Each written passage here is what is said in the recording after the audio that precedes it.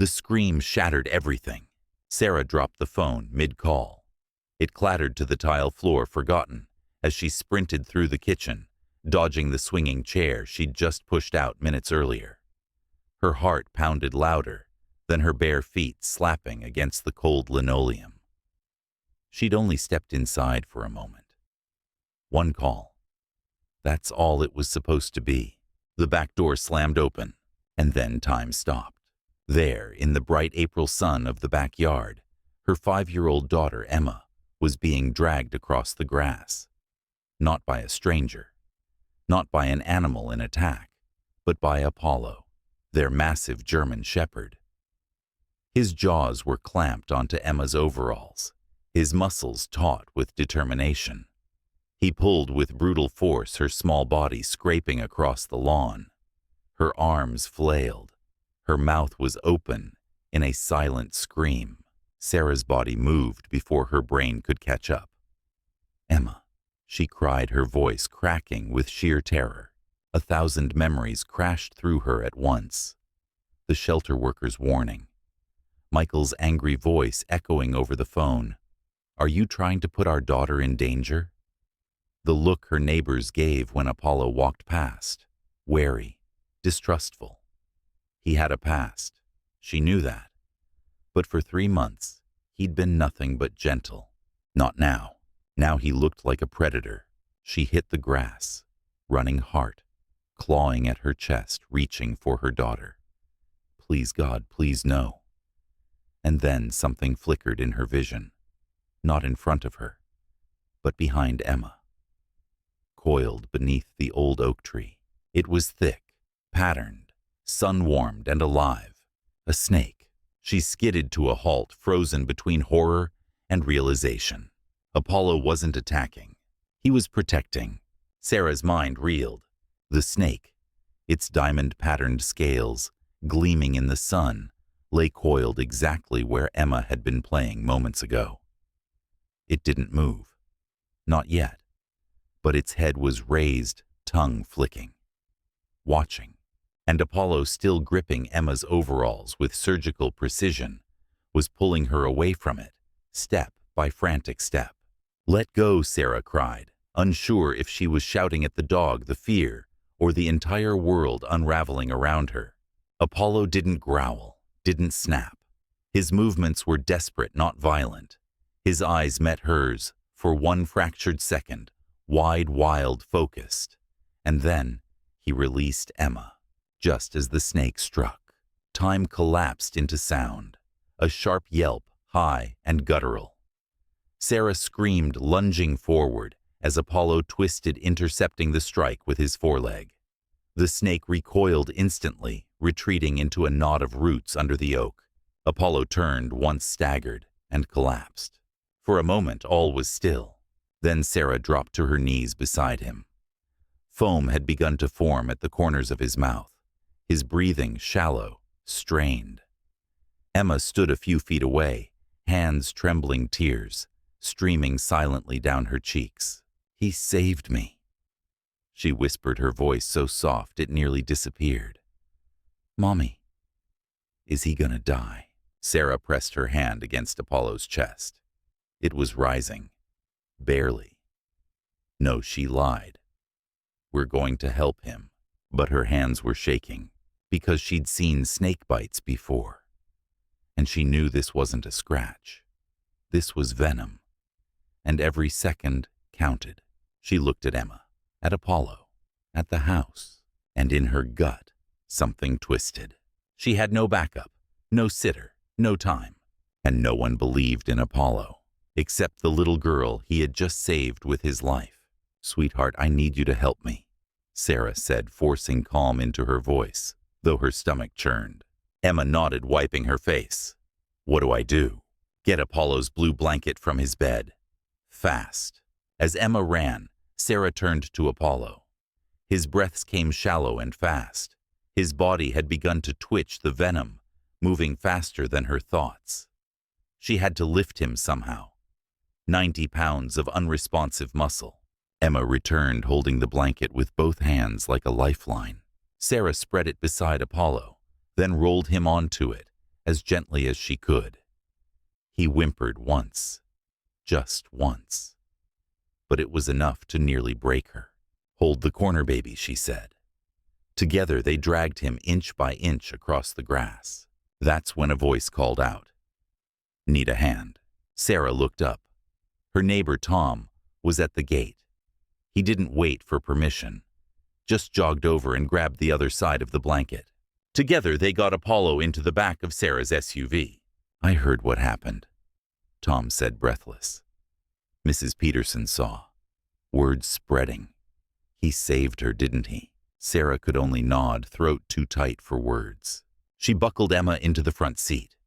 The girl clutched the edge of the blanket, one hand never leaving Apollo's fur. They sped through stop signs, blew past red lights. Sarah's mind was a blur of memory and fear. The moment she'd first seen Apollo in the shelter. How he'd gently taken a treat from Emma's hand. The quiet nobility in his eyes. Now that same dog lay dying in the back of her car. She reached for his paw over the seat. "Stay with me, boy," she whispered. "Please." Apollo didn't move, but his breathing, it hadn't stopped. Not yet. The vet clinic doors burst open before Sarah could even park. A gurney appeared, wheeled by two vet techs in scrubs. One of them opened the back of the SUV. The other gently maneuvered Apollo onto the stretcher. "Snakebite?" one asked. "Yes." "Foreleg." "About 30 minutes ago," Sarah said breathlessly. They nodded already, pushing through the doors, marked "Authorized personnel only." Emma gripped Sarah's arm. "Can we go with him?" "Not yet, sweetheart." Her voice cracked. A receptionist guided them to the waiting area. The air smelled like antiseptic and fear. Sarah sat on the edge of a vinyl chair, hands locked around her knees, eyes fixed on the doors. Minutes passed, or hours. She couldn't tell. Then a man sat across from her, older, weathered. His clothes smelled faintly of hay and wind, but what caught her breath were his eyes, amber sharp, just like Apollo's. "German Shepherd?" he asked. Sarah nodded, too tired to ask why. "Special dogs. Loyal. Protective. Smart. Yours." "He saved my daughter," she said softly. "Got bitten doing it." The man's expression didn't change, but something softened. Not surprising.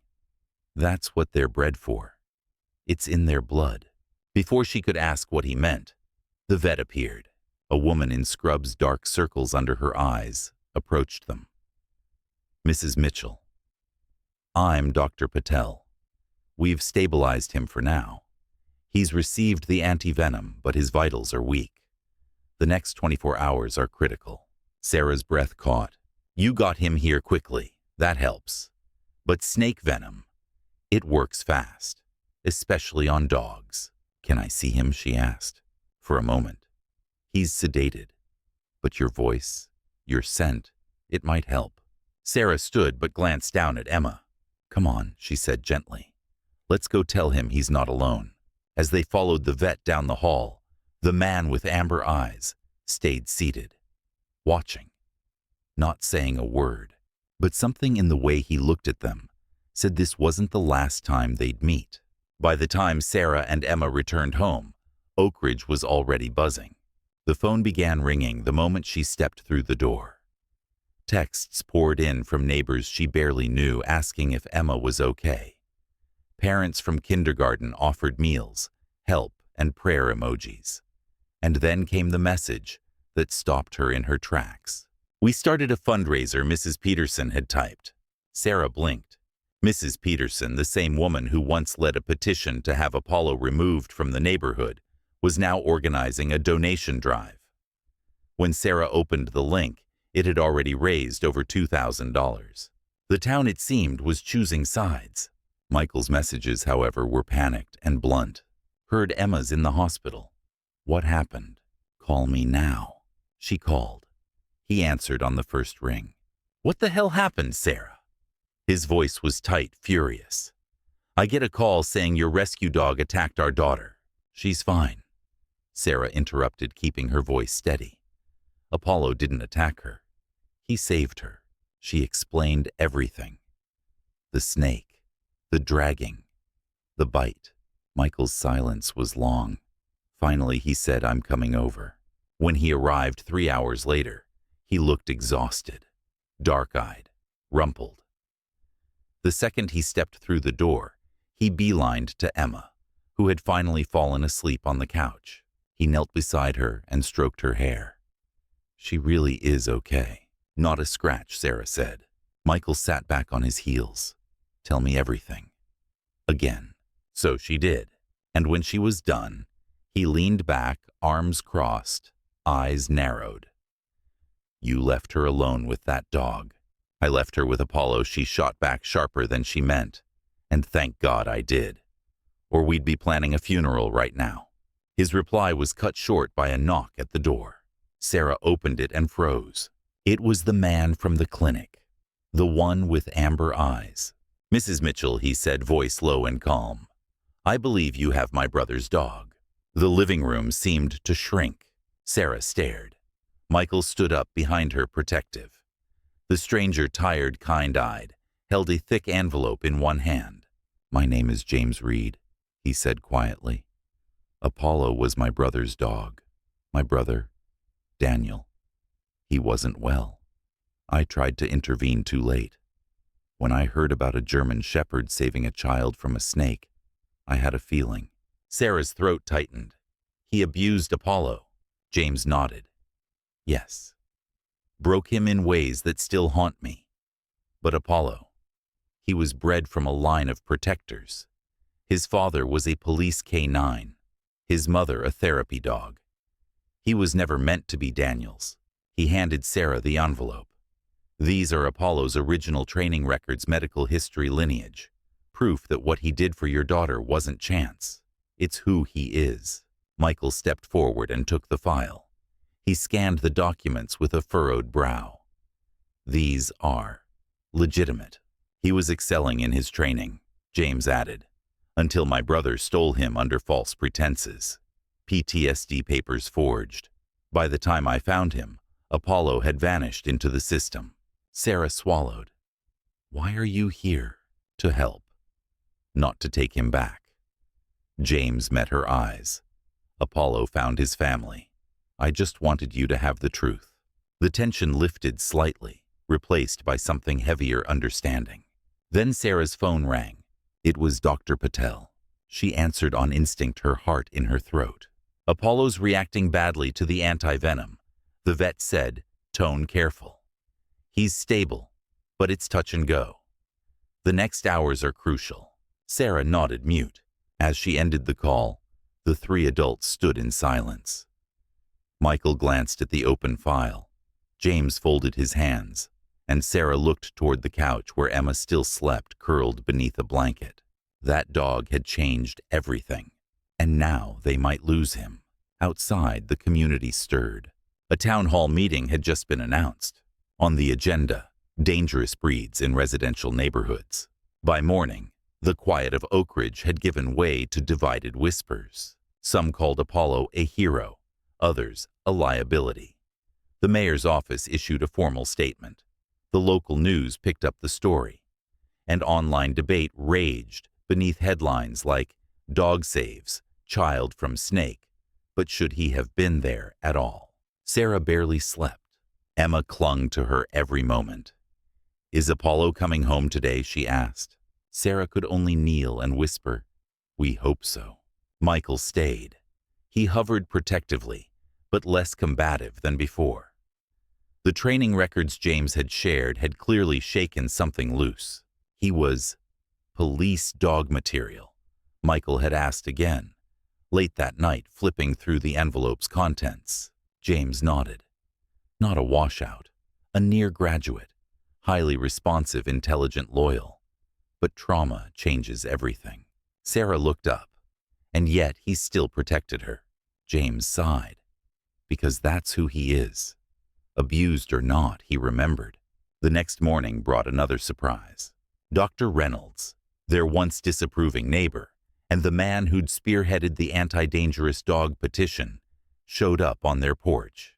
"I want to speak at the town meeting," he said straight to Sarah. "I was wrong about Apollo. I saw how Emma talks about him, how she draws him. That's not a dangerous dog. That's a guardian." Sarah blinked.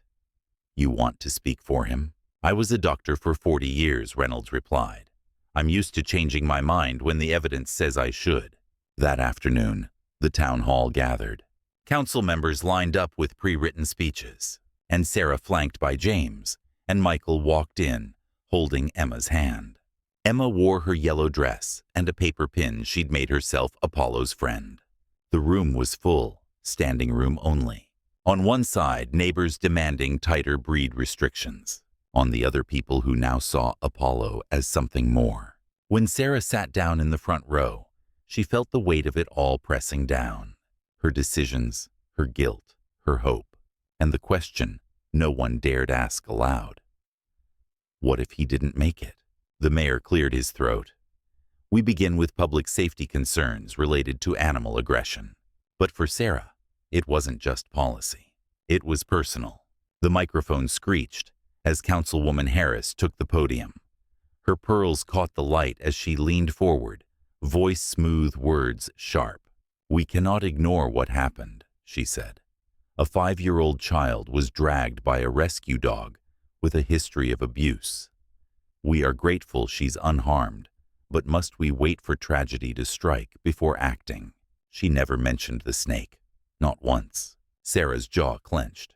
Then came Officer Jenkins, backed by charts and dramatic photos of so-called dangerous breeds.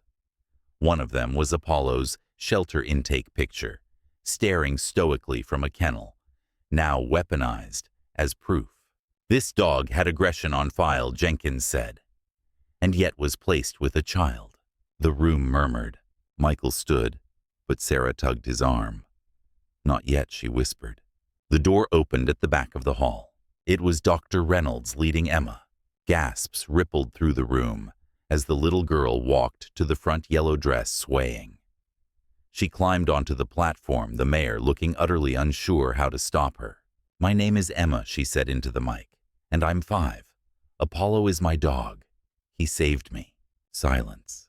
"There was a snake. I didn't see it, but Apollo did. He pulled me away. Then the snake bit him instead." Her small voice cracked. "Now he's in the hospital." Someone in the back began to clap. Others followed. Emma looked straight at Councilwoman Harris. "He's a good dog. He didn't do anything wrong." When she stepped down, the room exhaled. Then Dr. Reynolds stepped forward. He faced the crowd, not the council. "I called this meeting," he said. "I was wrong." He told them what Emma had told him, how Apollo had gripped only her overalls, how he had stepped between her and the snake, how he had nearly died for it. "This is not a dangerous dog. This is a protector." Sarah felt something shift. The tide was turning, but then her phone buzzed. Dr. Patel. The message was short. "Apollo is deteriorating. Come now. Bring Emma if you want her to say goodbye." The world wobbled again. She stood. Her voice barely reached Michael's ear. "It's time." The air turned cold. Sarah turned toward the council. "I need to leave," she said. "But before I go, I have something to say." The room, still reeling from Emma's words, quieted again. "I'm Sarah Mitchell, Emma's mother, and Apollo's owner." She placed both hands on the podium. "Yesterday I left my daughter with our dog. When I came back, I thought I was witnessing an attack. He was dragging her, yes, but not to hurt her, to save her." She paused, breathing through the burn in her chest. A snake was ready to strike. Apollo took the bite instead. That moment rewrote every fear I had about him.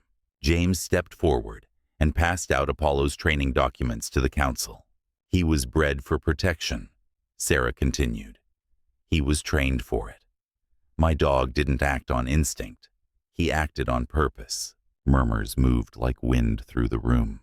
Michael stepped up next, voice calm and firm. "I'm Emma's father. I didn't trust Apollo at first. Frankly, I fought his adoption. But yesterday, that dog saved my daughter's life. I've reviewed these documents. I've spoken to James. What Apollo did wasn't a fluke. It was duty. He looked directly at the mayor.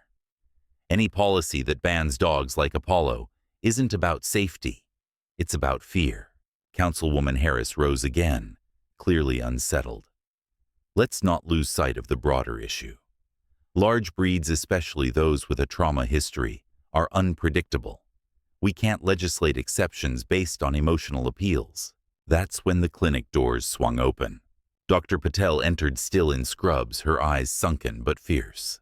I came straight from the hospital, she said. Apollo is dying. But not because he was dangerous. Because he protected a child. She handed the council her report. His wound patterns his behavior under sedation. His reactions in pain, all of it points to a dog with control discipline and a protective drive. And one more thing, she added, voice softening. He never once tried to bite any of us, even while dying. Sarah's phone buzzed again. A call. She stepped outside to answer. Mrs. Mitchell came, the nurse's voice hushed and urgent. If you want to say goodbye, come now. Her knees buckled. Inside, the meeting continued. But for Sarah, only one thing mattered. Apollo was slipping away. Sarah re-entered the room, pale. Michael saw her face and immediately crossed to her. It's Apollo, she whispered. They said, if we want to say goodbye, it has to be now. Emma, sitting beside Dr. Reynolds, stood up. Mommy. Her voice was tiny. Is Apollo going to heaven? Sarah couldn't answer. Her throat closed around the words. All she could do was nod. Dr. Patel stepped beside her, eyes wide with guilt. I'll drive. I know the fastest route. Michael turned to the group. We'll follow. He won't be alone. As they gathered their things, the council fell silent. Even Councilwoman Harris had nothing left to say. Her fingers trembled at her side. Then something remarkable happened. One by one, the people who had come to debate Apollo's fate stood. They formed a quiet corridor down the center of the hall, parting like water for Sarah and Emma to pass through. No words, just tears, nods, hands on hearts. Outside, Michael took the lead. Dr. Patel takes Sarah and Emma. Reynolds, you're with me and James. Everyone moved fast. There was no time left. In the car, Emma gripped her hand-painted pin, Apollo's friend. Her lips moved silently, as if praying. Mommy, she whispered as they sped through dark streets. He saved me. Now we have to save him.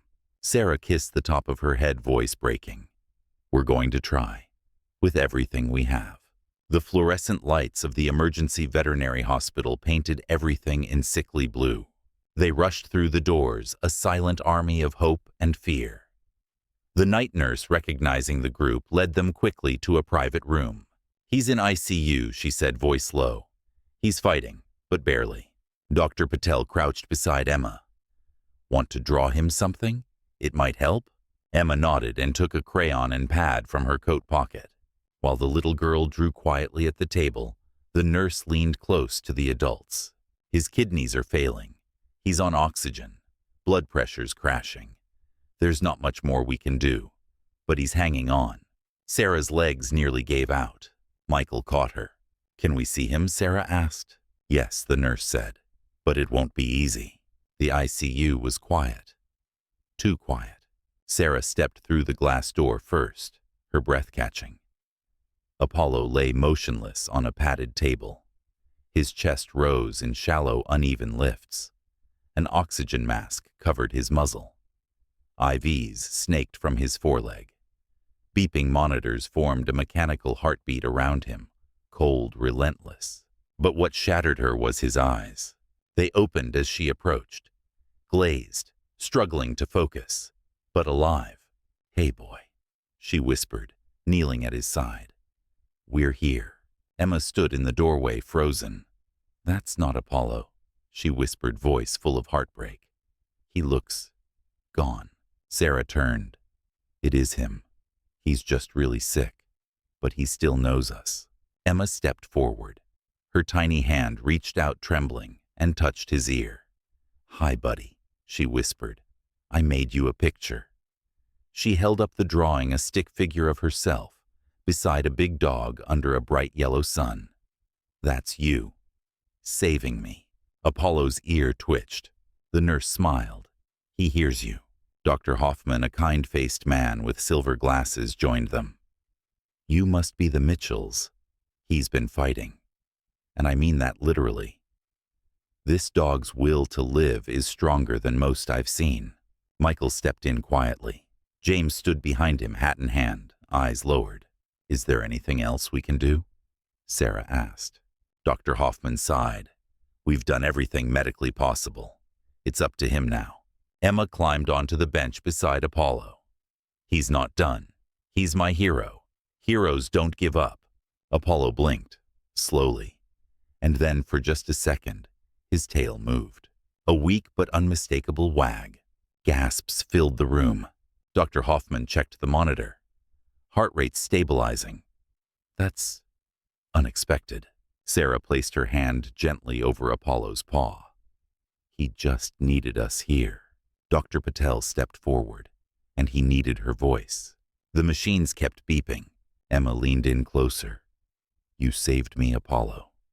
Now I'm gonna stay right here until you get saved." The dog's breathing deepened. His body didn't tense, it softened. Not giving up. Trusting. A protector. Finally letting someone protect him. The hours passed in hushed fragments. Beeps whispered reassurances, the soft rustle of Emma's paper drawing as she clutched it to her chest. Apollo lay still, but no longer slipping. His vitals slowly steadied. One line at a time, the machines reported what Sarah hardly dared believe. "He's responding," Dr. Hoffman murmured, astonished. Sarah pressed her forehead gently to Apollo's side. "You're not done yet," she whispered. "You have more to do, more to protect." By sunrise, the tail wag returned twice. Emma, half asleep on Sarah's lap, opened her eyes, just in time to see it. "He heard you," she whispered. Dr. Patel returned with coffee and cautious optimism. "The next 12 hours will tell us everything.